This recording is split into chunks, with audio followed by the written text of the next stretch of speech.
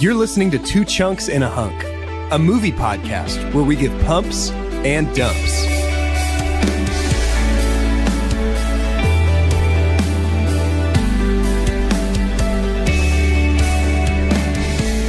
Well, hello and welcome to Two Chunks and a Hunk. My name is Jordan Wonders, and this week I am your chunk. I'm Doge, and I was saved. I was saved by a flying wild chunk in a loincloth.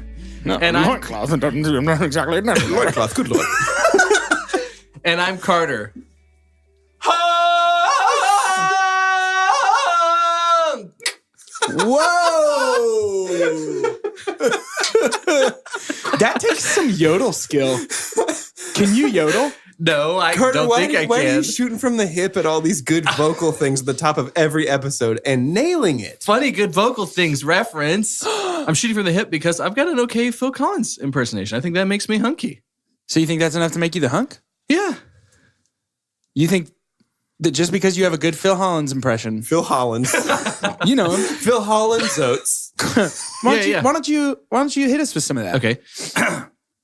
I can get out of that Tarzan yell voice. Yeah, Just start yodeling it. Yeah. For one so small, you seem so strong. My arms will hold you, keep you safe and warm. That's pretty good.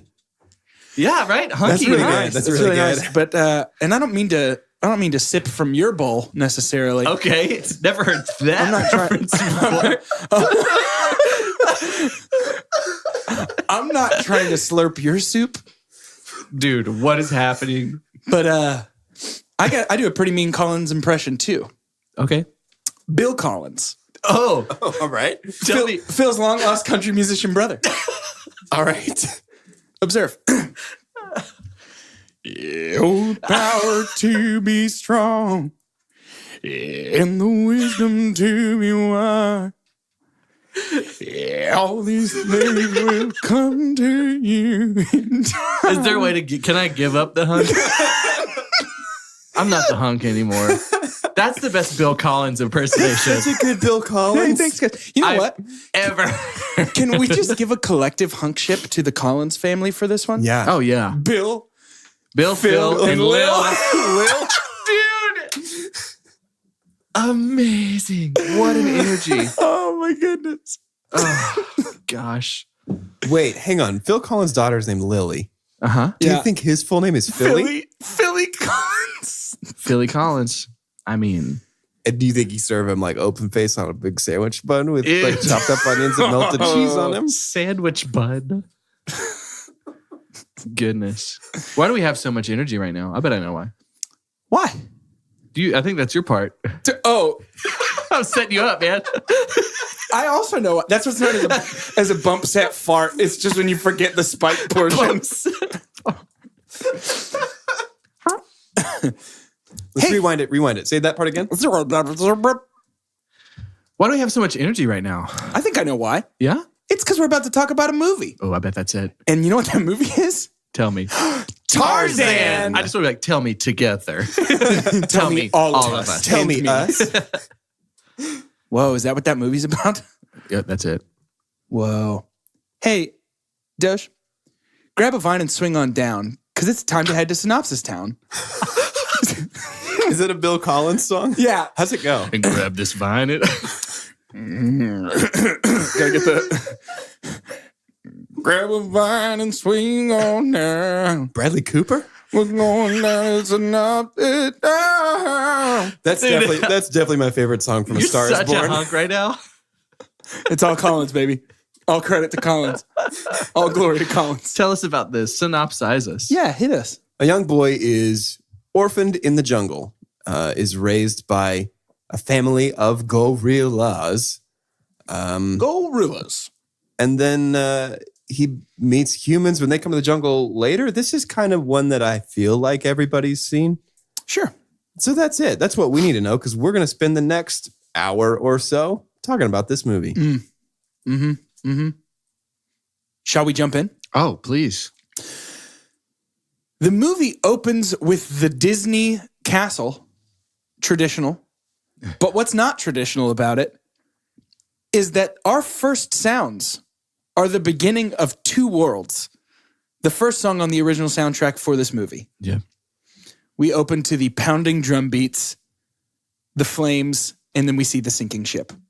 Yep. What an intense opening sequence Oh, yeah. for Yeah. this movie.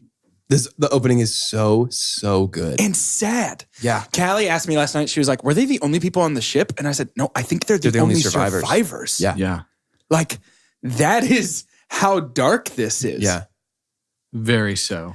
And they jump in their boat, and as they're rowing to shore, we get kind of simultaneous shots of Kerchak and Kala, although we don't know them as that yet. Yeah. Because we're just seeing this sort of tribe of gorillas heading through the jungle with a newborn baby. It's called a troop. Fun fact for you. Is it really? It's me, Nat Geo Doge, telling you that a family of gorillas is called a troop. Hey, speaking of Nat Geo, Disney owns National Geographic. Do they really? No way. Yes. They I gotta was looking stop. at a Disney Plus tease to like, they're going to email me with updates. And they had 5 big things up there. And it was like Disney, Marvel, Star Wars, Pixar, and then National Geographic. I'm so down. So that's all over Disney love Plus, nature too. documentaries. Yeah, it'll be everywhere. Jeez. Oh man. Also, I had no idea. Another fun fact. Have you heard of, and we've talked about, there were some more blatant ones, like in Hercules, he's wearing scar skin. Right, yes. But this ship, have you all heard the theories of how this ship is the one that Ariel is keeping all her trinkets and stuff in? This sunken ship that the parents were on? Interesting. Heard that and heard that Tarzan is like Tarzan's parents are Elsa and Anna's parents. Yeah. He's Oh, like I've their heard little that brother. one. I personally hate that one a whole Yeah. lot. I can Yeah, get I on do board too. with it being the ship from... I can too, The because Little Mermaid, this, but- this was the end of the Renaissance. Does that movie take place off the coast of Africa? Because that's where the ship went down. Who knows? No, it's people reaching. People reaching. But anyways, we're back. This is one of the more morbid beginnings. It is. Like, it's crazy intense. Yeah. I mean, we see 3 deaths within the first 5 minutes And- of this movie. Oh, the worst one's the baby. Oh, it baby gorilla. hurts. Yeah. Oh my gosh. It hurts. We're And- spending a lot of time talking about it, but Phil says it best when he says, "No words describe a mother's tears." No words. So Yeah. I think we should probably go ahead and rate the movie and wrap up. Yeah, just go ahead and call it a Phil's day. got it. Phil's got it on lock. But I do want to give huge props, big pump on even this early, like facial animation for these characters. Like Yes. Yeah. Kala's face when the baby There's is no lines killed. for a while. Yeah. It is So this painful. was we talked about it last week, but Hercules was criticized for its simple animation. This is only 2 years after Hercules, and like the places they're able to take these characters non-verbally is miles Unbelievable. deeper than we can go with the characters. I mean, from what? Hercules. There's no dialogue until Kala brings Tarzan Until to Kala the brings to the Tarzan troop. back. Yeah. That's 5 minutes at least. But something else that's crazy to me is like if Hercules is gorgeous on one level, to me this movie is gorgeous on another level. Like Yeah, I even at the agree. beginning, Yeah. the colors, the saturate, like Well, this was the gorgeous that I felt I could be more a part of. Yeah. And I think that made it feel more attainable. And It's not as stylized as Hercules, and I think that's what it's like Yeah. gorgeous because it's so lifelike. it's essentially, like it's essentially, cartoon photorealism almost. Yeah. I mean, outside of going on to Clayton's ship at the end, it's pretty much the same setting the entire time. Right. Yeah. Yeah. The Which way is that so beautiful. I actually do want to. I think in our Aladdin episode we talked about how Disney uses CG and it never works. It works so well in With the this. vines. It does. The like a lot of these, Some of the even, treetops are too. even like environments that the characters are walking through. Like when there's a shot of the gorillas walking towards the camera, that's a 3D shot that they've motion tracked. Like the way we're That's able to cool. move the camera around in this movie is unlike any other movie from this period. When Kala goes to get Tarzan from Yes. the house, that camera does a tracking shot through the like treetop house to the outside when she's running from Sabor. Yeah. And I was like, how did they even do that? Yeah. That's unbelievable. Let's spend just a little bit of time, enough that I can stomach on Sabor. Yeah. Sabor is, first of all, Sabor I think was originally going to be some kind of predator that wasn't even in that environment. I think Sabor was going to be a lion. Well, Sabor was a jaguar in the book. I don't know why, but there was, at some point they were saying we're not going to do that.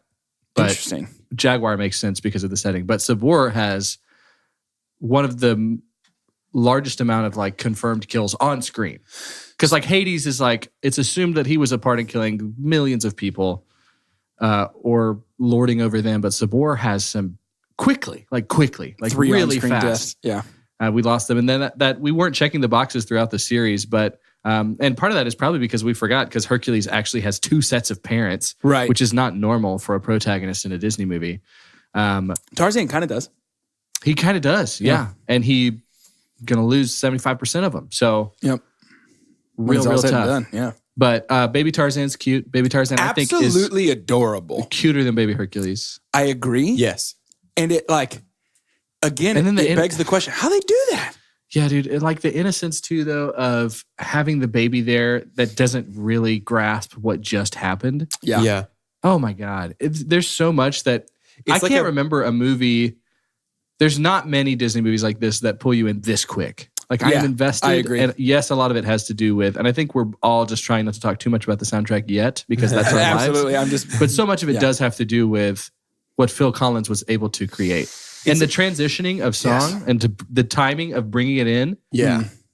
it's tough to beat. that It's that Two Worlds reprise that comes back in when she finally carries him out of the house back to the troop yep. Yeah. is pretty unbelievable. It gives me like a little bit of Harry Potter vibes in terms of like a baby who just had something horrific happen that it Yeah. doesn't really know what's going on. You're And it already won't- on his It team. won't know about that until later. Yeah. Yeah.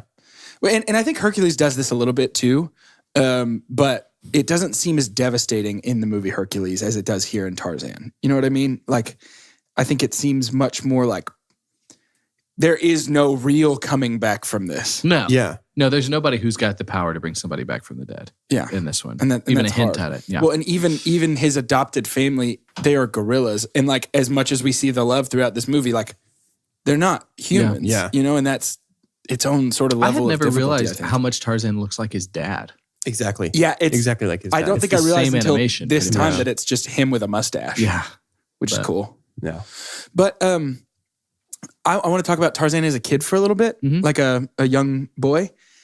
His animation as like this like bouncy, jumpy, springy little skinny kid, like juxtaposed against all these ginormous gorillas, is so interesting because I think it sets you up to expect him to be this small, weak thing for the rest of this movie. Sure. And then when we get our transformation, which we'll talk about in a little bit, but when we get that and he's a fully capable grown, like I think it makes for almost a shock of like, oh, he did it, you know? Yeah. But Kid Tarzan dealing with finally understanding that he's not the same and finally understanding that he is not like those that are around And him. he doesn't even really belong anywhere. Yeah. And I had to look up. I was confused. I didn't know how long gorillas lived. And I was like, come on.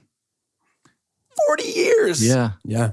40 years. So Yeah. it's fully realistic. Yeah. And Kala is a double diz. That's getting close. Yes. So Cruella. we've got her again. 2 completely different characters. And Yeah. so good. Really good. Something I didn't pick up until this time watching. This is probably the first time I've watched Tarzan since I'd say I probably watched it about 4 or 5 years ago. Yeah. Kerchak is the only adult male gorilla. Yeah. You Yeah. guys notice that? So all of those little babies are Kerchak's babies. Right. I didn't notice that until this time. That I didn't seems- even Which I think- guess didn't is why think of that. Turk calls Kala Aunt Kala. Yeah. Yeah. Decidedly anti-Disney. When you were a kid, did you realize that Turk was a girl? Yeah. I did not. I don't think I did. And then I found out it was Rosie O'Donnell. And then I automatically would have the I think it's because she had like the black and silver like Kerchak instead of the like brown fur like Yeah, she's gray. Kala. Yeah, she's Yeah. like a I guess that's to differentiate her from so you can point her out like when they're running together and stuff. definitely. But I yeah. think as a kid, it was for me. It was just like, oh, that like the silverback ones are the boys, Yeah. and you know what I Yeah. mean. I don't know why. To be clear, she doesn't have. She's right, not a she's not a silverback. silverback, Yeah, but she's she was just light colored gray. up like Kerchak was. Yeah. Almost my super pump, but my pump for sure before we leave adolescent Tarzan, when he's grabbing the mud, he's kind of run off. Ugh. He's covering himself in the mud and he's thinking maybe this makes me look more like a gorilla. And then Kala comes up. That is some of the best writing to where she Yeah. says She's so motherly. so motherly. Essentially saying like we both have hearts, so that's what makes us the same. I got emotional. I did too. Dude, And I got yeah. emotional at him slapping the water and just rub like Oh. I don't know, something about the pain of a kid. It happens a lot to adults too, and it hurts. But a kid thinking that changing their appearance would bring them acceptance, and like changing who they are and what they look like and what they're made up of would bring them like, I don't know. It never hit me like that when I was younger, but watching it now and seeing like a kid slapping mud all over themselves to look more like the gorillas that they're, I don't know, it hurt a lot for some reason. But before we move on to adulthood, I do want to talk about Baby Tantor. It's a 4-year-old. Is it really? That's amazing. Yeah. It's a 4-year-old, and because he couldn't read, he was just saying the lines after someone would say them to him. That's the cutest incredible thing I've ever heard. Yes. Most adorable voice, but he has in the scene right before the piranha attack, he has one of the most quoted lines in my family's history. In which Chelsea's is family too. Same, my family. sanitary? Yeah. It looks questionable to me. Every time we went to a swimming pool. Every swimming pool, every lake, anytime my mom, me, my brother, one of us is going to go dunk our toe in and, hey guys. Yep. Is that every time? Yeah. And so it has So a special place in my heart because of that, I think. And also, one of the two gorillas hanging out with Turk is Max from a Goofy movie. Have you seen that movie before? Nope. Do you like that? Nope. I've never heard you talk about it. I know. I'm hiding behind my pop filter. I do want to point out that I love the element that Disney's included of Tarzan being a good natural mimic. Yes. When he can make like an elephant sound when he makes... That's fine. That's a lot of fun. Comes back when he makes a gunshot sound later, and that's how he learns English from Jane and her father. Though very quickly. Well, that's an element that's not present in the Edgar Rice Burroughs Tarzan of the Apes, in that he goes back to his treehouse where his family was killed, and he finds books, like picture books, teaches himself to read from that, but he can't speak English. He can read it, but he doesn't know how to speak it, doesn't know what the sounds are. So Goldwyn, I think his name's Tony Goldwyn. Yeah. Of the Goldwyn-Mayer, of the MGM family. He, shout out to all the Scandal fans out there, but that's Fitz. That's the president from Scandal. But he was supposed to actually do a British accent because those that were teaching him English were British. Minnie Driver, who we'll get to Jane in a little bit, does a really good job. I forgot how much I like her. Yeah. But because he did not do a very believable British accent, they just kept him American. Because ultimately that wouldn't make sense that if he's learning English, that he would speak. I never questioned it as a kid. No, I didn't either. I don't think anybody does. Watching this now, I was like, wait, that's weird. Right. But interesting. Good choice for the voice acting. It didn't even excellent click with me until right now that he's mimicking their British accents with an American one. Yeah. Wow. Yeah, for sure. I didn't even think about that. Jordan went from buying the poster to streaming just now. Yeah, I hate this movie now. No, that's crazy. I've literally never thought about that. Yeah. That's hilarious. And I'm just starting to notice something for a lot of the, like our male protagonists, they're hardly ever big A-list guys, right? Yeah. Sidekicks get the bigger billing. Do you think that's on purpose? I do. And I think the reason is a lot of the sidekicks are supposed to be funny. So And you want big someone name who's got a draws. recognized humor. Yeah. So we get Danny I get DeVito. that. We get Robin Williams. Gilbert to be the- Gottfried. Yeah. Yep. Big name funny is going to be a bigger draw, I think, than big name lead for And we animated. get Rosie O'Donnell, and there's nobody funnier. She does a great job as Turk. She does. Villains are usually relatively A-list or closer to A-list. Yeah, not Clayton though. Not Clayton. There wasn't really a lot in this one. Yeah. I mean, there really wasn't a lot of big names. Wayne Knight, Rosie O'Donnell. Rosie O'Donnell's probably the most recognizable name. Oh, easily. Yeah. Well, Glenn Close. Glenn Close. well, yeah. Did you guys know that the Tarzan yell, which also I noticed for the first time is perfectly on pitch with the music? Yes, it is. It resolves down I to the did third also of that notice last. this, not- That yell is provided by the voice actor of Clayton, Yeah. not Tarzan. Really Yeah. Yeah, I read that. He's, interesting. once again, Patrick Stewart was someone who had been thought to play Clayton. a villainous role. Yeah. So he missed out on Wow. Jafar and Clayton. They also had thought of Ian McKellen. But Wow. I do like our, what's his name? I can't remember. The Clayton voice actor. Brian Blessed. Blessed was excellent. I mean, Man, so good. forgot how much I hate Clayton. Yeah. Like Big time. the worst. So let's get to adulthood. And the way that we get there is Brian Blessed also plays Boss Nass. in Yes. Star Wars No Episode way. 1. Yeah. Are you kidding me? Isn't that funny? That is hilarious. Misa no like the gorilla. Yeah. It's a bomb bad trouble. Bomb bad. Big bomb bad trouble. You must going through the planet core. Always a bigger fish. But we get our transition into adulthood in the coolest way Pump. ever. Do you know who they Huge pump. You know who they used for influence on the Vine surfing? No. I do. It's the best thing in the world. I've Wait, stolen wait. some of your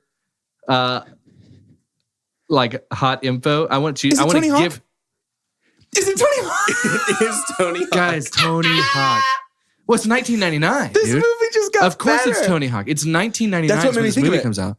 Yeah. Because I'm not even kidding. I have vivid memories as a child of like watching this movie on VHS and then immediately going to play Pro Skater 1 on my Nintendo 64. Did you ever play Disney Extreme Skater? The Disney Extreme the Skater? Disney No. skating one? Yeah, I played that a lot. Tarzan's in it, I'm sure. Yeah, big One time. of the So is animators, Simba. one of the main animators' sons, environment animator's sons, was 15 at the time, was getting into extreme sports like many were Because it was in the mid to late 1990s. 90s. Yeah. Sure.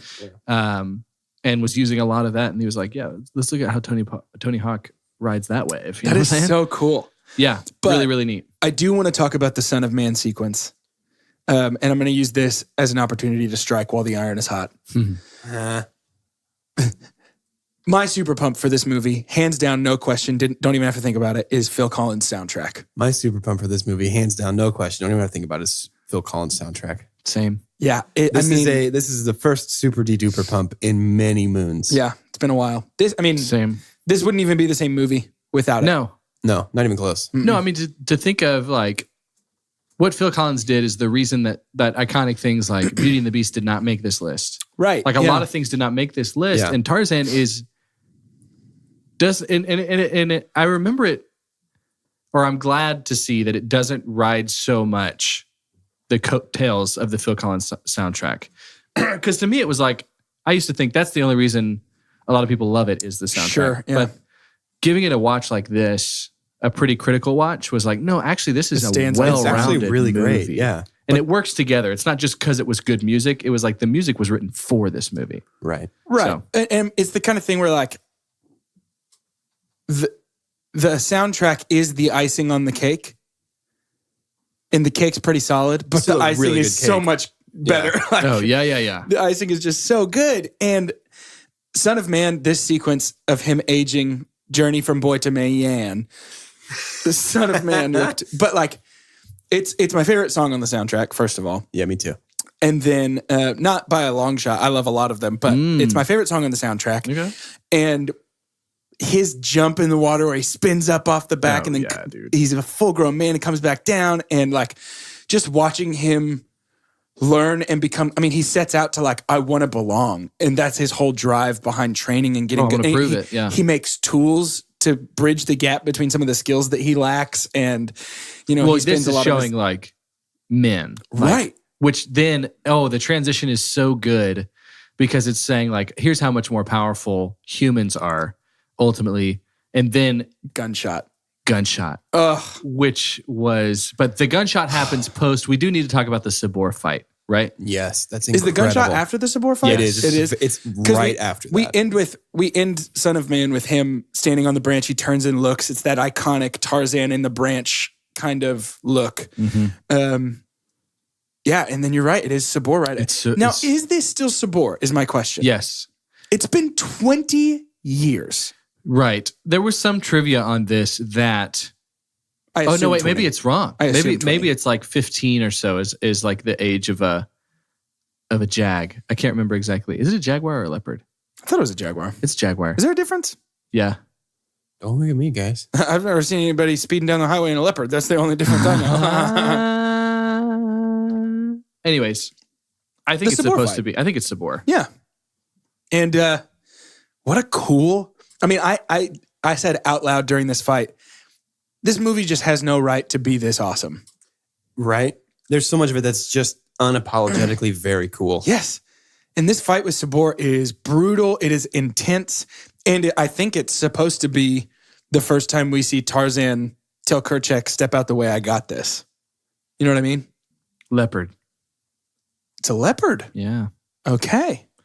Sabor, though, Burroughs did have Sabor as a lion, a lioness.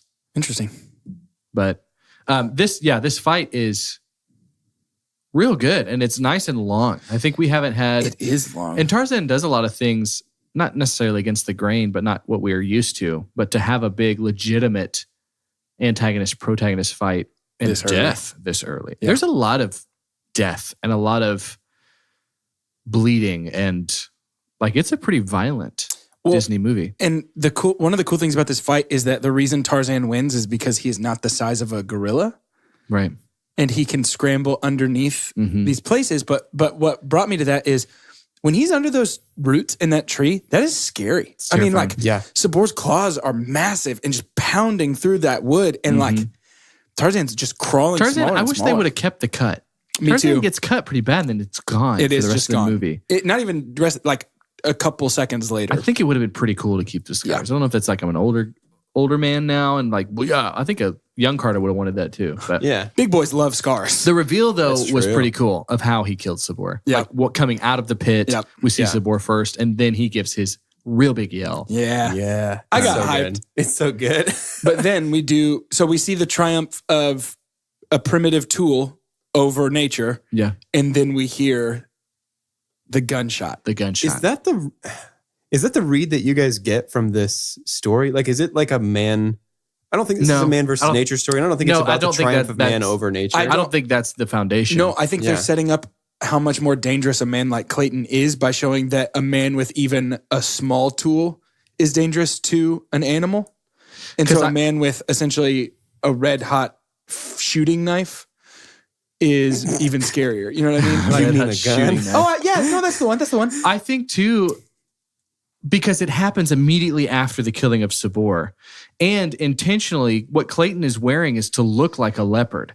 And so it's to say, like, actually, there's bigger threats. Yeah. And man is a big threat. It feels a little bit of the vibe of Pocahontas. It's like coming into a primitive world with industry. Not as heavy as that, right? But the gun kind of represents that a little bit. But even the first time we see Clayton in like these tall reeds or whatever that is, it's like the first time we saw Sabor, almost the exact same frame.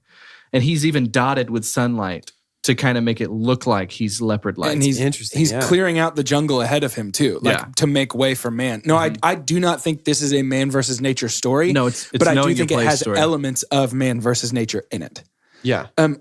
Because I think that is the singular largest threat that a man like Clayton imposes. It feels like nature versus man, though, right? Yes, that's a better way of saying it. Because it's not man versus nature, because it's ultimately about the upside down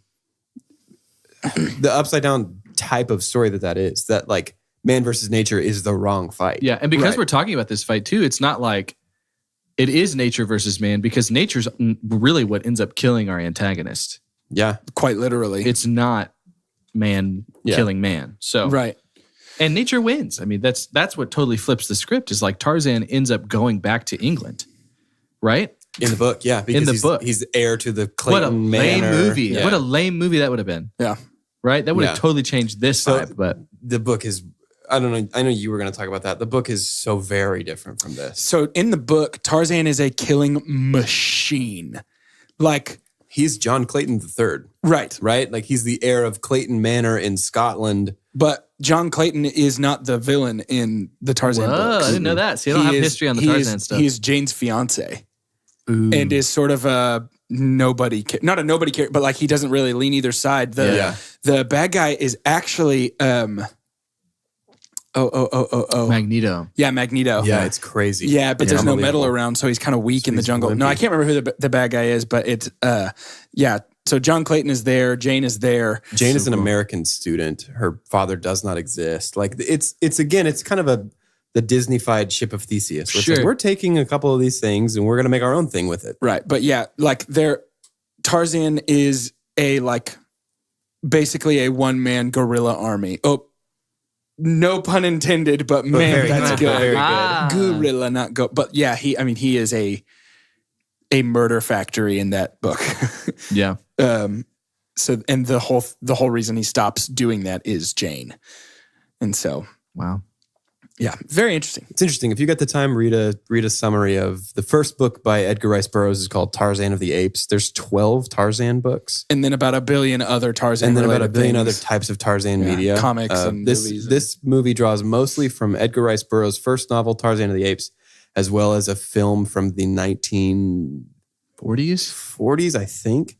I remember seeing some of that too. I think it's from the 40s. Which I think I've seen it. There's elements of that film, like Tarzan being a natural mimic and stuff like that this movie has adopted. But this is really kind of a hodgepodge of those two stories. Yeah. Yeah. But we end up seeing Tarzan go and find the source of the noise. And it is Clayton firing off his big shotgun into the jungle. It's actually a rifle. Read about that, which is a dumb thing to like correct you on because everyone else thinks it's a shotgun. It's double-barreled and drops shells. It's a rifle for sure. What? I know. Isn't that strange? Because it's like long distance stuff too. Like he's capping people from a long ways away. But it's legitimately designed after a rifle. That is so weird. That's really weird. Because this is supposed to be set in like 1911. Yeah, because you can see Halley's Comet. The majority of the movie takes place in 1911. Yeah. The shipwreck happened in 1898 or something. I think it's like that. 1888. 1888, yeah. But yeah, it's a rifle.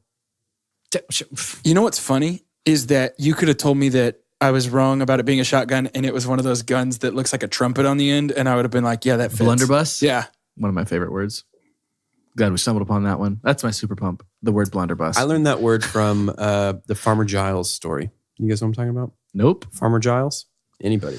You made that up. Someone So please. anyway, Help me. that's sort of Tarzan's first contact with people like him. Yeah. Strangers like me. Mm-hmm. And of course, right away they are confused, but also Jane gets whisked away immediately. Yeah. And that is the moment that I realized that Minnie Driver is the perfect cast She was so good. She was really, really for good. Jane. Her whole This me looks down, like put me down, put me Jane down. looks like Minnie Driver. She does. yeah, she actually does. Which was really fun. I read on IMDb that she largely ad-libbed when she gets back from, when she was like, I'm saved by a flying wild man on a loincloth. She ad-libbed most of that. Really? When she's like losing breath. And, Yeah. Yeah, she did great. Man, I really like them apples. Because she's in Good Will Hunting. She's a girl with the phone number from the movie. She's really funny, though. Yeah, she's great in Tarzan. Yeah. And I love their whole first interaction where he takes the glove off and he realizes, oh man, like her hand matches my hand. And This was I love one of the the little detail of Tarzan always keeping his hands like this, like Uh-huh. slightly He comes up and bent, has like to a gorilla. straighten it. like this Yeah. for our podcast. Like this. Everybody listening, look at my hands. Just like this. So the hands, the writer, one of the main writers did that because that was an actual real intimate moment that he had with one of his children when they were born. Was that they put their hands up to each other. That's really sweet. Wow. Isn't that neat? yeah, Love that. that is really But cool. and was that is that there had been other movies that did that, but why does it feel like that was such a big Tarzan thing? I associate it with Tarzan. I associate it with Tarzan. I don't think I've seen it. I guess other the other places. times you've seen it, it's like Intentionally one side romantic. of the glass to the other side of the glass. Yeah, like when Spock dies. yes. Yeah. See, one of the things that I love about But this, this though, was just okay. is It's a it's- completely different context. it's not romantic here. I mean, it is, but not intentionally. Like Tarzan is realizing, oh my, what the heck? Yeah. this is what I am. Like these people are what I am. Oh, and I love the interaction, like when they're saying each other's name, yeah. and he's like, Tarzan? no. Oh, I see. Yeah. Oh, I see. No. And then when she does she screams, put me down, and he mimics her as they're swinging. He does, they're like, Ma, put me down. Yeah. It's so great. But I want to do a huge pump on all of Tarzan's learning interaction. Okay. And we'll get more into that here in just a second. But anytime that he spins in the camp, particularly I want to talk about Strangers Like Me and another really great song. But before we can do either of those two things, I'd like to trash our own camp Trash it. by diverting our path Yep. from the path we're currently on Yeah. and swinging our vine into the jungle hole of, I'm just trying to grab as many metaphors as possible. Like they're vines. It's time for shout announcements! Welcome to Shout Announcements, the part of the show where we give shout-outs and make announcements. Here we go. Wax Space in Tyler Station in Dallas. We're in you right now doing a podcast. Thanks, like the guys. singer in Yep, ya. that's it. We drink your coffee, we eat your snacks, and we record podcasts in you. If you're in Dallas and you need a place to work and don't have one, check out Wax Space in Tyler Station. Also, want to give a shout-out to Podbean. Mm-hmm. We pay you money. We put stuff on you. Mostly our podcast. In fact, only our podcast. Podbean. Ooh, that's the best we've ever done. That was very good. I've got some shout outs. This goes out to some more of our chunk ambassadors, trying to let people know about the goodness and the gooseness. The gooseness. The gooseness of the Dirty Dozen. The Luis Guzman-ness. Luis Guzman-ness. Thank you, Kristen. Thank you, Jordan. Thank you, Elise. Thank you, Maggie. Thank you, Castleton. Thank you, Ian.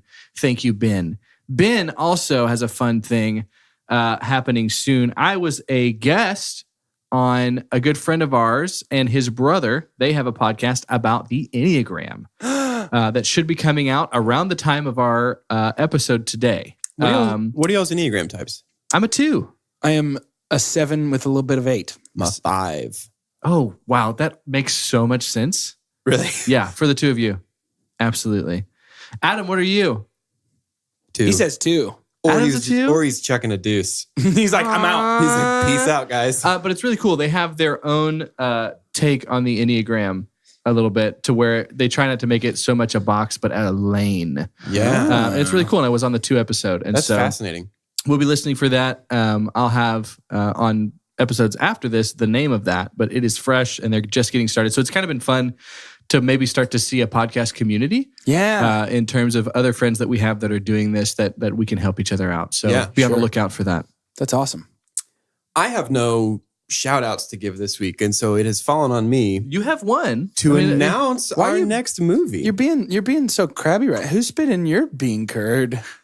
So imagine with me this scenario. You own a home and you're very excited about this house.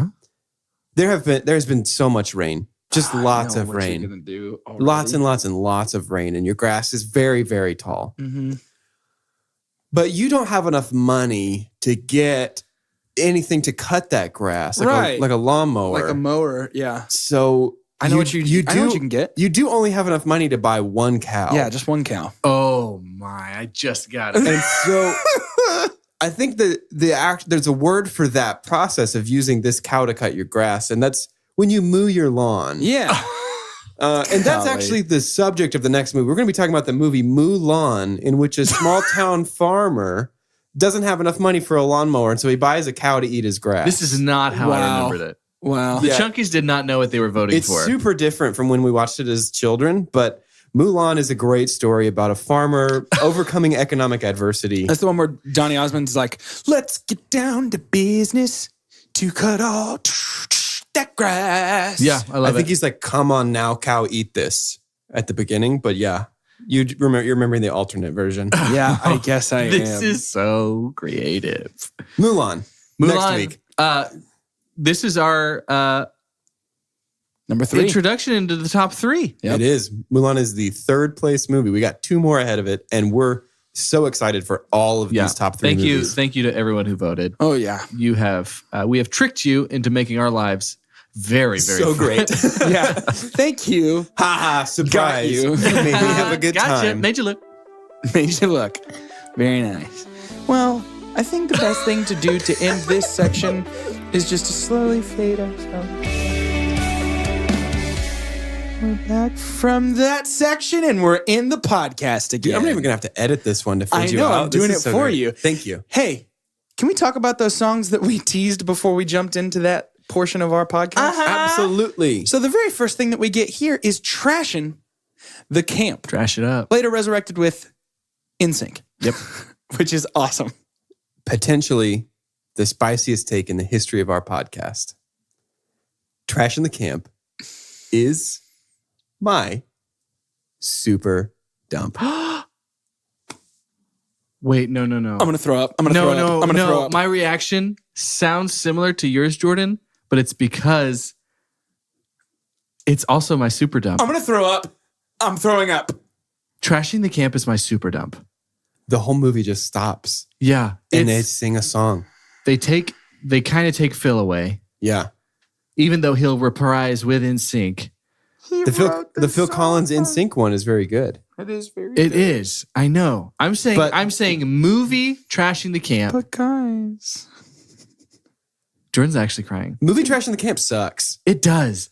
It is. but it's awesome. It stands out in not the right way. Exactly. It feels like we stop this movie and we go back and say, let's pause the whole story. Oh yeah. And have these monkeys sing and jump around because there might be some 4-year-olds that watch it. And granted, I was a small child when this came out and I did see it at Disney World. I was in Orlando when it came out. I don't like to talk about it. It's like a really big deal for me, but whatever. But we do pause the movie so these cartoon characters can jump around and dance around to keep children entertained. Yeah, I mean, it felt like a good roller coaster. You'd been waiting in line for a while. It's giving you everything you've wanted. Yeah. You've clicked all the way up and you're going on the way down. You're about halfway through and it kind of has an abrupt halt and doesn't kill. Luckily, it doesn't kill the rest of the ride for me. It doesn't, but the momentum really, really suffers because of this. And a part of it too is I don't like so much Rosie O'Donnell as Turk. No. Jordan, hey man, what do you? Is this a triple super dump, huh? All the same one. This is like hurting me. I'm sorry, dude. I wasn't expecting this. I didn't emotionally prepare to. What's your take on this scene? I think it's really fun. It serves no purpose, and I like when they're on the typewriter and it dings and they're like, oh, like that part was funny to me. Yeah, I think maybe that feeds into why I don't really have a problem with it. I actually agree with most of your points that you're making. I think that it totally does stop the flow of the movie, but I think that it does serve a purpose. I thought I was going to I think the purpose is it was a fun way of showing the gorillas interacting with human technology for the first time and being wowed by it. And then also an excuse for an awesome song. Yeah. Yeah. And again, the Phil Collins NSYNC version, so fun. Yes. Like I think we've all sung that together in a kitchen at a camp when we were working. Easily. Yeah. Together because we were just hitting all these It's hot more more it's than been once. for Big Chief at school. Oh yeah. Big time. So but yeah, I thought I was gonna have a much harder time finding my super dump. I also like Rosie as Turk. And then I forgot about this. And I said, oh, thank goodness. There it is. Yeah, I don't know. It doesn't bother me at all. Actually, Yeah, I really I like get that. It feels weird to me that this is a song that the characters in the movie sing because none of the others are. Yeah, Like that is if a little we- different. if we Except were going unless you through- count Glenn Close starting Yeah. You'll Be in My Heart. Whoa, I had the weirdest breathe in. So I'd like to add that It's your body rejecting your bad opinion about this song. so the way that the power they gave Phil Collins for this soundtrack was an effort to pull away from the show tuney kind of stuff that we were talking about in Hercules, because that's what they wanted to do. Right. Yeah.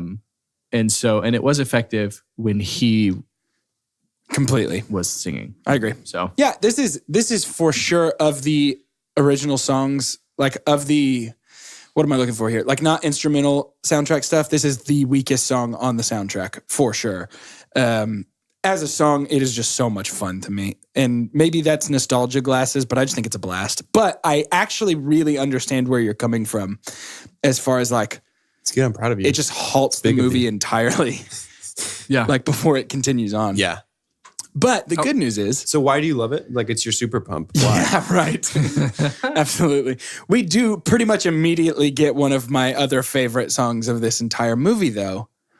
Once everybody kind of shows back up at camp and realizes what's been going on, and Tarzan comes back to start learning about who he is and learning their language and learning about, people in London and what mankind has been up to in the, 23 years since he got shipwrecked. Yeah. Strangers Like Me. So that song rules so much. Oh my goodness. It's Some of the so coolest good. chords and like the lyrics are incredible. And Wait, I know you know what that means, but the way you said that sounded like somebody who has no idea what. Like these chords are so cool, and I heard one of the guitars. Right. It even played a part of it, and it was amazing. I was being for real. It's the coolest chords, and even would you even listen to the drums? I mean, can you believe it? They go smack, smack, bang. And most songs I know go bang, bang, smack. Phil Collins, he's crazy. But I love the scene of him after Jane and the professor have fallen asleep in their chairs and he is still awake, just flipping through all the different pictures. it's so cool. It lands on the flowers. It's just incredible. Yeah, And this is when he actually lets Bill take a verse. Did you catch that? Yeah. it's amazing. It's pretty neat. You hear that when you hear that slide guitar a little bit? This is kind of does one of those. Yeah, I remember. Oh, it's so good. It's great, dude. The chords. Yeah, Can you yeah, believe dude, it? those chords. Such chords. Chords are a thing in music, Doge. They're called vines, dude. I like that part too. Everybody liked that part, dude. It's the whole movie, man. You're not special. Mode of transport, dog. Oh, man. Good. So we get Strangers Like Me. We do, yeah. And so does he. But after that, things sort of start to fall apart. Yep. Because he brings the flowers to Jane, and what are they doing? They're leaving. They haven't seen any gorillas. None. Not even one. No gorillas. And Clayton, the conniving son of a gun, he says, you know what? I bet Jane would stay if you'd bring her to the whole reason she came in the first place. Only show her the gorilla. Yeah. This is why, this manipulation is why he is considered a brilliant villain. Yeah. Yeah, and he is just an atrocious man. Like his motivation, his methods, he's just brutal. Everything and but mean. broad, right? I guess we couldn't really make an argument that he is going anywhere outside of this environment. I wouldn't say He's destroying Tarzan's whole world. While he's but not the traveling whole world. from a very far off place to another place, I don't think that makes him. Sure, but what is so interesting about him is he is a villain that if you took him back to London, he wouldn't be an evil person, I bet. I think he's just kind of a rich... Yeah, he might be a jerk. He's probably a jerk and he's probably selfish, but he's not... I don't think he just goes around murdering people. Yeah, he feels kind of like a smarter Gaston. A lot of this, where there were some semblances between Hercules and Lion King, this felt like there was some Beauty and the Beast stuff. And he is such a contextual villain in that way. Exactly, yeah. Even down to like, there's some other stuff too, like what Jane wears looks so much like Belle's gown. Oh, yeah. Doesn't it? And then he's kind of beastly, Tarzan. But, for sure. So, yeah, it's kind of fun. And these are the kind of things, too. You know it's good when Disney has done enough to surprise you and be like, wow, what a crazy thing I never thought of, that you just start trying to fabricate it. Yeah. Right? You just start coming up with these things that were like, I'm just going to give them credit. And then they start making money. Like they're playing with house money at that point. Right. Yeah. Like you're just adding to the snowball that is just this massive, now owns the world, everything. Did you hear that Disney also just bought Us? They own 2 chunks now. Wow, that would actually be incredible. Really, really rad. I would love if that would happen. Disney, while you're acquiring everything else in the world, do you want to go ahead and snag your boys? They're in shout announcements now. We are for sale. And our price is unbelievably low. Please give us money. Thank you so much. Anywho. Listen, Disney, who's going to work with you? You have the reputation. Who wants to be partners with Disney? We do. We do. Our standards are non-existent. So, Tarzan leads a crew back to the gorillas because he loves Jane and he wants her to stay. He has Tantor and Turk dress up as Jane and Professor Archimedes' cube porter. Which is so good. It's pretty funny. I love the trunk. Yes. As the professor. Really the trunk funny. is great. And the whole I thought it was revealing. That outfit is slimming on you. I thought it was a little revealing. It's so good. It's very good. But lures Kerchak away so that we can meet up with our homies. Right? Right. And once we get there, it does not go well. No. It starts because everybody gets to wrestle with some cute babies. And that's pretty cute. It is when everyone's cute. like, yeah. She's like, what did I say? And he's like, I said Jane stays with Tarzan. Yeah. I love seeing the other side too because he's technically Tarzan's been talking like that for more than half of the movie. Yeah. But they've just kind of let us hear it in English. But it's kind of cool to see from the other angle. I thought that was a good move. Right. That's an Edgar Rice Burroughs thing. He gave the apes a rudimentary vocal language. Oh, that's cool. Yeah. Super cool. But Kerchak shows up and Tarzan has to hold him off because he goes berserk. Yeah. And then now we get to see like, Nick Cannon. This is what separates him from... Jeez. Wow. This is what separates him from like a normal dude. Right. Like, he is very strong. And he was designed to show peak physical condition of a man. They talked to, I don't know who works with anatomy. What profession is that? Anatomists? An anatomist. That can't be right. They talked with an anatomist. It is now. An anatomist. Anatomist? They talked with an anatomist. And she was there? She was there to design Tarzan. To be like, hey, these are real muscles for the boys that are peak condition. That's really cool, actually. Yeah. And I do think that I like that. I love the idea of Clayton, who thinks that he's bested Tarzan in every way, watches Tarzan take down a full-grown silverback gorilla. Yes, very much so. Like, that's pretty awesome. Very much so. And we don't have the big fight yet. So Right, yeah. It's kind of a trick that makes you feel like there's going to be big stuff happen, but it doesn't. Not yet, because Tarzan and Kerchak kind of get mad at each other, and Kala takes Tarzan to the house. Mm-hmm. And as much as I love this scene, I want to talk about my super dump really quickly. That was almost mine. It's not the house itself. I love everything that happens in the house. Yeah. But this leads to, and it actually falls under the same, like, Tarzan speaks with an American accent. Like, it's all sort of the same thing, which is this weird, they were so cool about so many things in this movie, and then just so, like, not really thinking about it with others. Tarzan's lived on this same coast for like 23 years, and he's never once seen a house up in a tree and said, I'm going to go check that out real quick. Yeah. Like, she's showing it to him for the first time. That just makes no sense to me.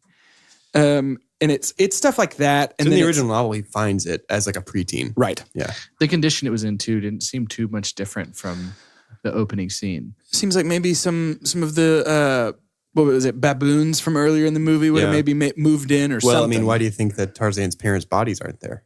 Yeah, that's fair. Oh. They got chomped by the monkeys. Monkey chomp. That's fair. Monk chomp. They are momped. They got momped. Monkey chomp. Monk chomp. So that's my favorite Red Hot Chili Peppers song. Monk the chomp, two chomp, two chunk, the two chunk monkey chomp. So Tarzan sort of learns that that's the deal and decides that he's going to go back to London and comes out looking dapper as I've ever seen a man. Those calves are monstrous. It's unfair because Tarzan has used to be fat calves. But he never did, huh? And most of us have to work pretty hard to get the... I think it's because he carries stuff twixt his toes. You think that's it? That's my headcanon for the big calves. Secret? Well, he like grabs vines and stuff with his calves. You got to use some muscle down there, right? Why not calves? So. I mean, I've got no... Why not calves? Why not No calves? argument there. And that's sort of our message here at Two Chunks and a Hunk is got to be something. Use your calves for whatever you have to. Got to be something. Why not For whatever calves? you have to. Nice. Calves are worth nurturing for ultimately adding to the collective Mulan. So I was about to say, if you take care of them, they'll grow up and moo your lawn for you. yeah. Milk. Anyway, Tarzan heads down to the boat to go to London, and it's very sad. Out of his And- element. Feels weird to see him in. I don't like it, but I love it. You know what I Yeah, mean? you're supposed to. Yeah. It's And I do love his goodbye with Kala. Is when he's in his dad's suit the only time we see him walk on two legs? No, he does sometimes when he's mimicking Clayton and stuff like that. But is this the only time that he's not mimicking? That he's trying? Like, that's what I'm saying. Like, he puts on his dad's clothes and he tries this identity of human, I think a little bit. right? Yeah. He tries this identity of civilized man. He has Without it clearly being a already joke. practiced it, though. You know what I mean? Yeah. Yeah. Like, he's done it mimicking people and he's done it trying it on, but this is the time that he decides to do it himself and be Tarzan on two legs. Right. Yeah. Yeah. I think you're right. Of course, Clayton has a scheme, and it finally closes the final nail in the coffin of my hatred for Clayton when he throws everybody in those cages to go get them gorillas. Yeah. Yep. I don't like it. pretty conniving dude. How on earth did Tantor climb up the side of this boat? I don't know. Yeah. More importantly, how on What? earth is this boat supposed to carry like dozens of gorillas if it tips because of an elephant? Because of one elephant. That's funny. I do love Who Spider-Man climbs the side of it. I do there's love his no rescue though. It's a great rescue, but how did he get up there? The professor's like, oh, sounds just like an elephant. So good.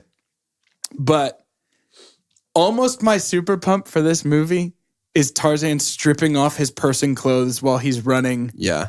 and the drums are just going crazy. Well, because Yeah. it's his element now. Yeah, It's like and, he's and got the upper you hand. know he's back, and it's time Yeah. to go. Oh, for sure. It's so good. Why did Clayton remind me so much of Jamie Lannister? Yeah, Interesting. something about him. It's the accent a little bit, I think. It is the They have very accent a similar little accents. It's like the high British. And, Yeah. and I think it's sort of a snooty, like, It's a I'm better Lannister than for you. sure. Yeah. He's a Lannister in that He's a world. Lannister, No yeah. doubt. That's funny. We won't start doing that with everybody, but Sure. But I can see it though. yeah. But yeah, Tarzan comes in and just whoops it all. I mean, he frees Kala, he beats up all the poachers, and finally it's mano a mano here in the jungle. Excellent fight. Again, Excellent almost fight. No, we my got to super talk about bug. Kerchak. Well, Oh, we yeah. don't realize that till the fight's over. We know he really? gets shot, but There's don't a realize the gunshot. fight's over. No, it's one of those Gotcha. that we don't see the shot no, necessarily we happen. see him. He grabs himself and falls. Oh, okay. Yeah. Sorry, I moved away from the mic, but he You're does right. grab himself and fall down. Yeah. And because that's what makes Tarzan lose it. That's true. Because he That's pulls the true. trigger and Kerchak goes down. And But that's the when he realization screams, is not till after. No, right. So yeah, this fight, cool. Against so Clayton. good. But Yeah. here's what I said last night watching it.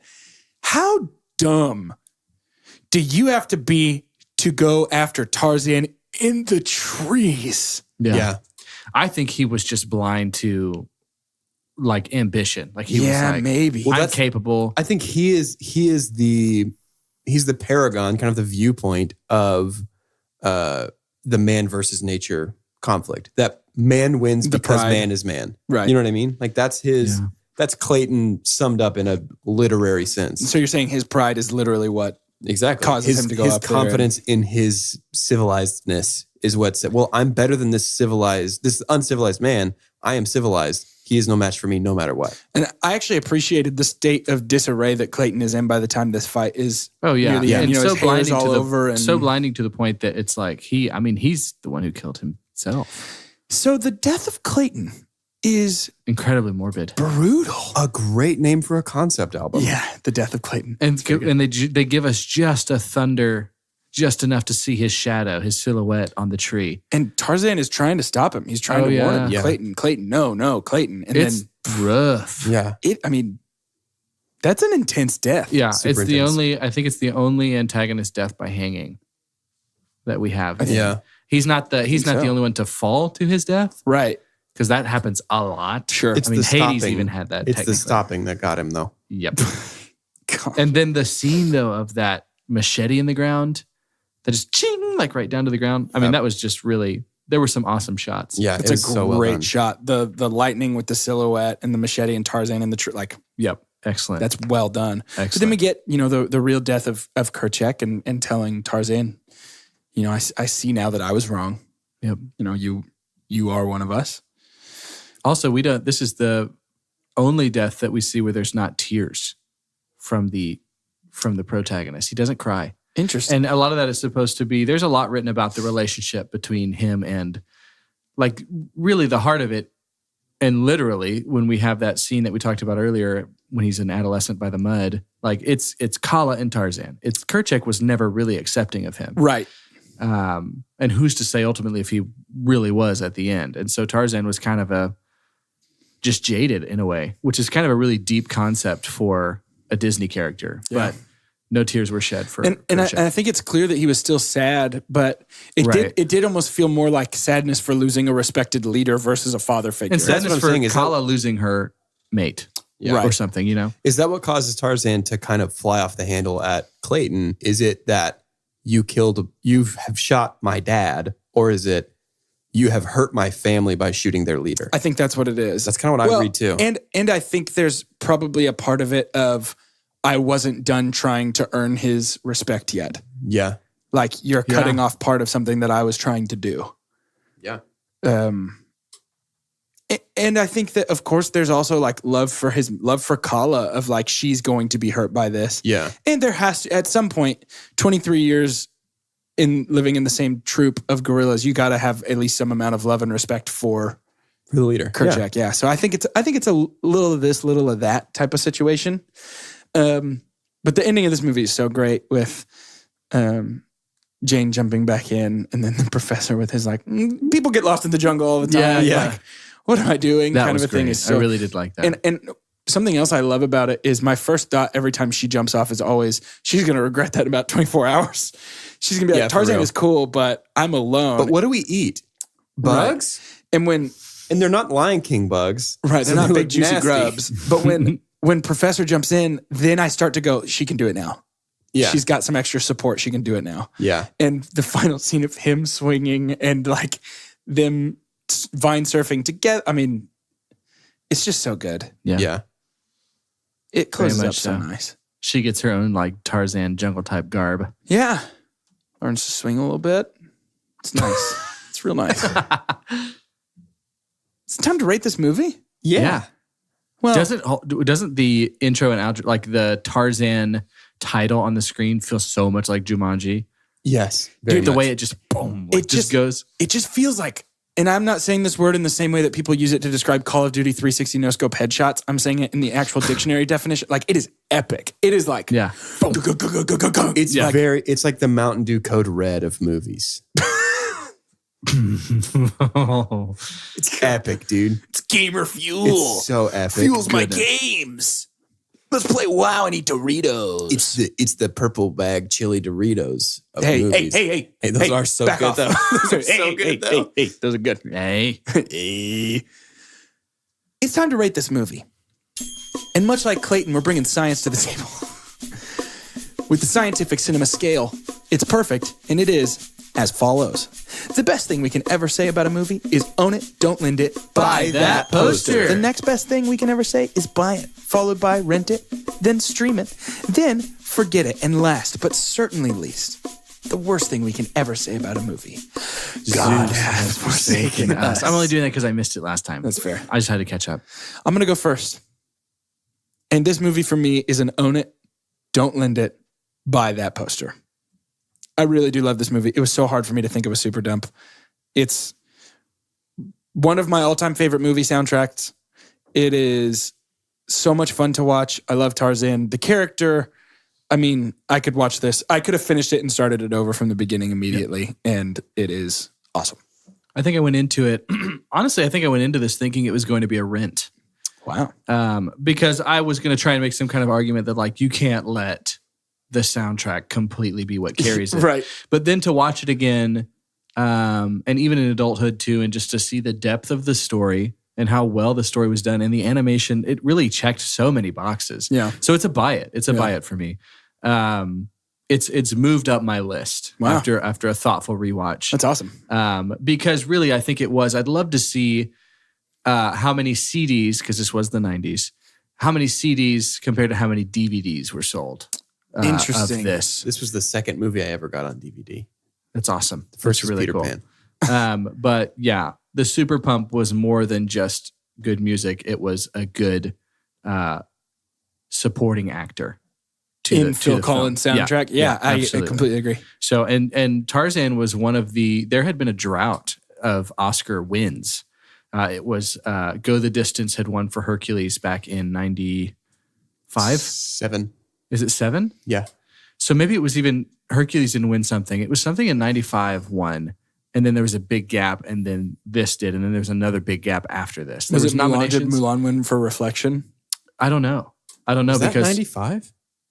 I don't know. No, I'm thinking about it. I'm not sure, but it won. It obviously Phil won for. I think it was "You'll Be in My Heart." Actually, Yeah, there's a lot of those awesome. that could have won, but I think it was nominated for more than one. But, Yeah. anyways, buy it. This is going to be a very high buy it for me. I think if you get rid of Trash in the Camp from the movie, I'll buy the poster. Or even just put the in sync version in. Just don't make the characters sing it. I'll buy the poster. But very high buy it for me. So very, very good. It's a great one. So good. Make sure you tune in next week when we review Mulan for our third place and first of the top 3 in the Disney Dozen. Yes, We're very excited about that one. It's going to be awesome. Awesome. And to end today's show, here's what I'd like to do. I'd like us to say our name and which modern boy band we would like to replace in Trash in the Camp instead of NSYNC. Easy. Can I go first? That's not how this works, and you know that. No, bye. never works Fine, that I go last. For 2 Chunks and a Hunk, I'm Jordan Wonders, the Jonas Brothers. I'm Doge. It's got to be Air Supply. They performed on The Bachelor. They're modern. So they're modern. They're back again. They're back. Air Supply's back. And I'm Carter, and I'm going to use the world-breaking K-pop group BTS, and they're going to do a version of Trash the Camp that will blow your mind. Rock the airwaves, truly. 100%. Thanks for joining us. This has been 2 Chunks and a Hunk.